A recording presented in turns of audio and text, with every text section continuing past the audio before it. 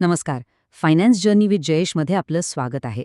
समजा पगार आहे महिन्याला 50,000 रुपये आणि डोक्यात गोंधळ आहे की SIP नक्की कितीची करावी, 2,000, 5,000 की 10,000? जर तुम्ही याच प्रश्नात अडकला असाल तर आजचं हे विश्लेषण तुमचं आर्थिक आयुष्य खरंच बदलू शकतं.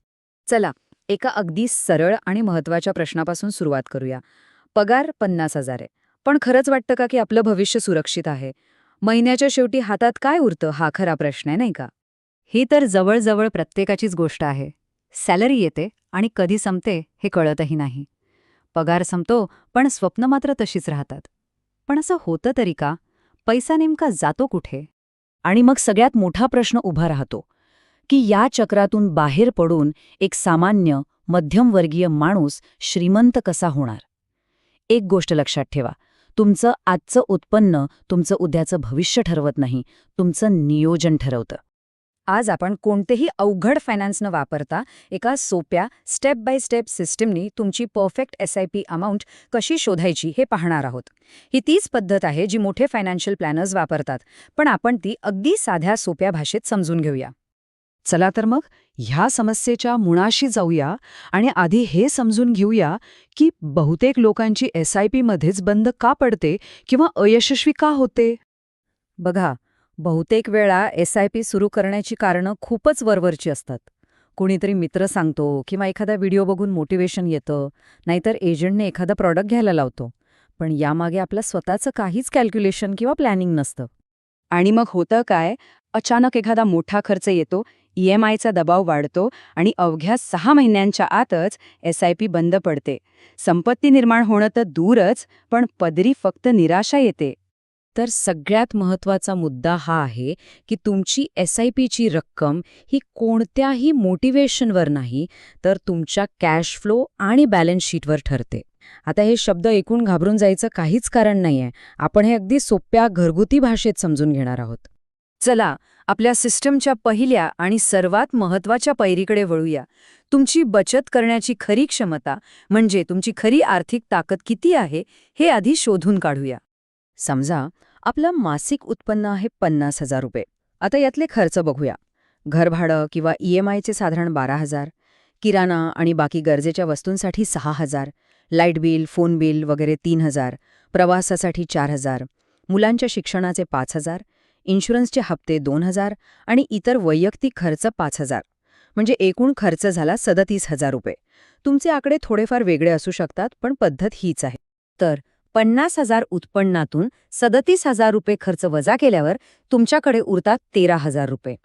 एक गोष्ट लक्षात ठेवा, तुमचा 50,000चा पगार नाही, तर हे 13,000 रुपये तुमची खरी आर्थिक ताकद आहे. हीच आहे तुमची बचत करण्याची क्षमता. ओके, तर आता आपल्याला आपली बचत क्षमता कळाली आहे. मग या सगळ्या 13,000ची गुंतवणूक करायची का? अजिबात नाही. चला, या बचतीची स्मार्ट विभागणी कशी करायची ते पाहूया. एक महत्त्वाचा नियम अगदी मनावर कोरून ठेवा. तुमच्या बचतीची 100% रक्कम कधीही गुंतवू नका. आयुष्यात कधी अचानक खर्च येऊ शकतो, त्या इमर्जन्सीसाठी नेहमी काहीतरी शिल्लक ठेवायचं. या 13,000 रुपयांची विभागणी आपण अशी करू शकतो. यातले 3,000 रुपये इमर्जन्सी किंवा बफर म्हणून बाजूला ठेवा. 2,000 रुपये तुमच्या शॉर्ट टर्म ध्येयांसाठी, म्हणजे समजा फिरायला जायचंय किंवा एखादं नवीन गॅजेट घ्यायचंय.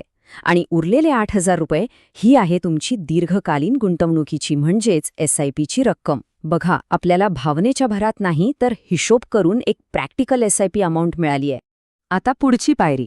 फक्त बचत पुरेशी नाही, आपली मालमत्ता आणि आपली देणी म्हणजेच कर्ज यांचा विचार करून गुंतवणुकीचा निर्णय कसा घ्यायचा हे समजून घेऊया. बॅलन्स शीट म्हणजे काय?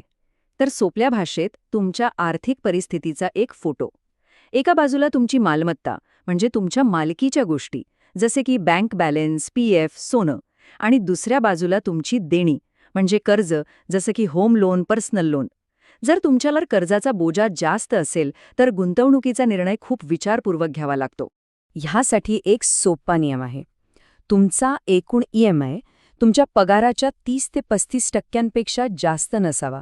म्हणजे 50,000 पगारावर 15 ते 17,000पेक्षा जास्त नको. जर तुमचा EMI जास्त असेल तर SIP थोडी कमी म्हणजे 5 ते 6 हजार ठेवा. आणि जर EMI नियंत्रणात असेल तर तुम्ही 8 ते 10 हजारांपर्यंत SIP आरामात करू शकता. सगळ्यात महत्त्वाचं, SIP तुमच्या आयुष्याला आधार देण्यासाठी आहे, तुमचा गळा दाबण्यासाठी नाही.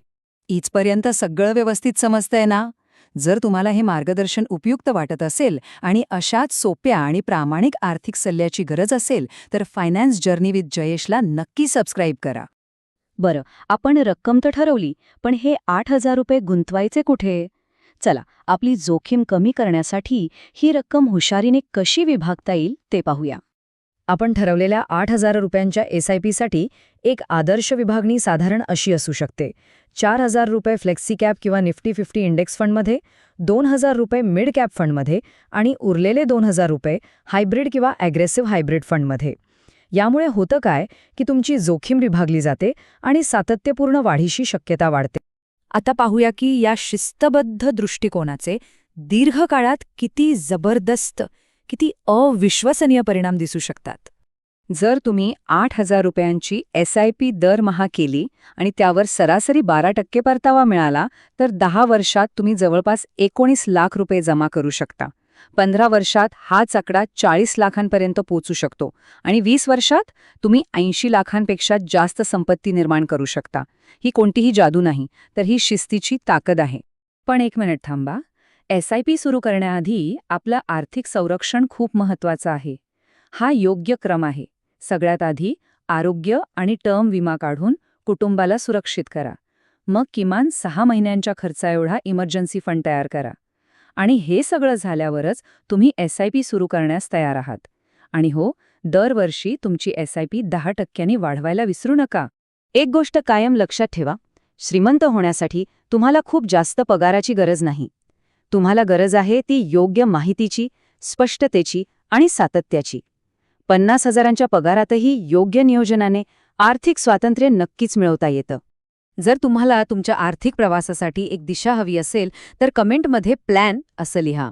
या मार्गदर्शनाला लाईक करा आणि आर्थिक स्वातंत्र्याकडे तुमचं पहिलं गंभीर पाऊल उचलण्यासाठी फायनान्स जर्नी विथ जयेशला सबस्क्राईब करा. धन्यवाद.